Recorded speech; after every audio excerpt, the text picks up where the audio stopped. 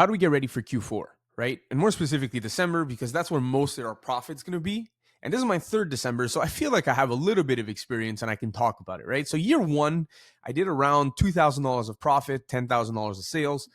It's not much, but where I was at the time, where I was making around $800 of profit at the end of the month, it was really cool, and I saw the potential that there was with Amazon. But it was nothing compared to year two, right, which was last December, where I discovered FBMing in Canada. I had a lot more inventory at the FBA warehouse, so we were able to make $10,000 of profit, right? That's no joke now. Now we're actually doing some numbers. But that was last December. Now I'm doing around $10,000 of profit at the end of the month on normal months, right? So what am I doing differently this year to really not only 2x, but try to 3 or 4x my typical profit this month and try to get $30,000, $40,000 of profit, right? So what am I doing? And potentially you could be doing?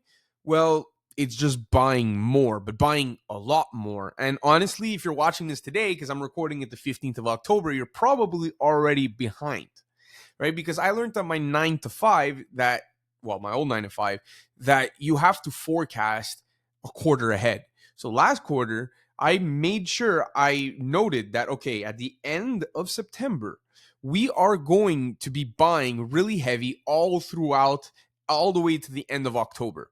And by doing that, it's giving me the amount of time, like a good amount of time for my inventory to check in FBA, actually do the FC transfers. Everything is checked in Prime. And yeah, I'm sending, let's say I would be buying normally 50 units. I'm buying 200 units, right? And that way I will have enough inventory to own a good percentage of the buy box. That way I'll have enough inventory to meet the demand of December that every year it seems like we never send enough inventory. And I know I don't. Last year, there was a typical theme throughout both my years. My first Q4, my second Q4, I left there saying, man, I wish I would have bought more, right? Or I would have sourced more. So this year, we made sure that we've been doing it since September. And in my typical shipment size is between 2,000 to 2,600, right? It have been my units per month that I've been sending to FBA, right? Well, now I've sent in 3,100 units in the past 3 weeks, right? And I still got one more week to go. I still got inventory that I'm going to receive. So I'm hoping to hit 4,000 units in a month, pretty much doubling what I'm already sending. And we're not done, because I'm going to be going all the way to the end of October. And then November, we'll be moving on to a little bit of a different strategy. I'll make another video on that. But we're not going to make it a long video.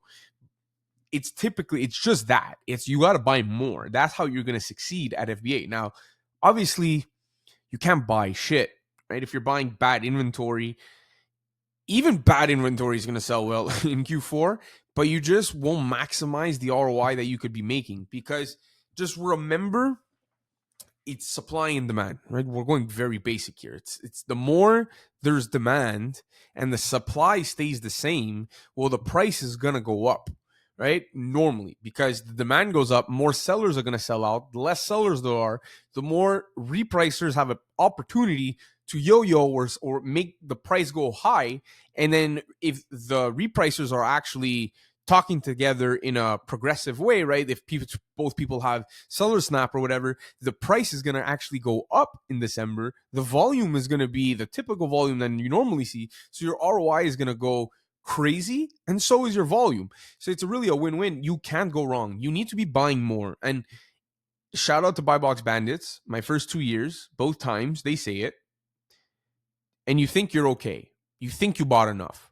But I guarantee you didn't buy enough. And this year, I'm spending $100,000 on inventory more, and I know I'm not going to buy enough, right? Like, it's just, you have to make sure, you have to get uncomfortable.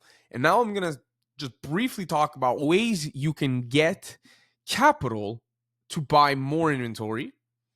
And before I say this, talk to your accountant, understand the risks that go along with this, because it is very risky. But you'll also make a shit ton of money. So you can get a line of credit, right? If you are if you're an Inc., right? Or you an LLC, an Inc., that all, again, this is why you should be talking to your accountant. But you can go also get a personal line of credit, because most of the time, if your business is new, you're going to have to personally guarantee it anyways. You go get a personal line of credit 4, 10, 20, 30, 40, 50,000. And now let's just use 30,000 as an example. With the prime rate the way it is, well, I'm talking about for Canada, I'm paying around $250 per month to borrow $30,000. Right? And if we do, I'm not putting no calculator up on the screen, just trust me. If we do $30,000 and we do 30% ROI on that, that's $9,000. Let's say it takes 2 months to sell that, but it's not because it's December. It's going to sell all in the same month. But that's $4,500 a month, right?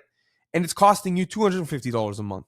So it's a no-brainer. Now, why do I say it's risky? Well, what if you get deactivated? What if you can't sell the inventory? There are things that can go wrong, and if you're not able to pay it back, well, then you're in trouble, right? But if you have your systems and you're pretty much sure on when you buy something, you are accurately getting at it, and you're actually able to sell it for a profit, or at least at the minimum for break even, well, then you might want to go get a line of credit or a typical loan from the bank, but you are cutting it short because we are the 15th of October.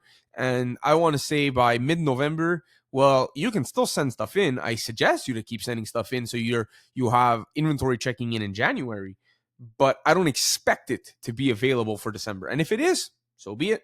I don't expect it to be available. So you want to send all your stuff in before November and at the latest mid-November. All right. So quick videos, 7 minutes. Hope you enjoyed and have a good Q4.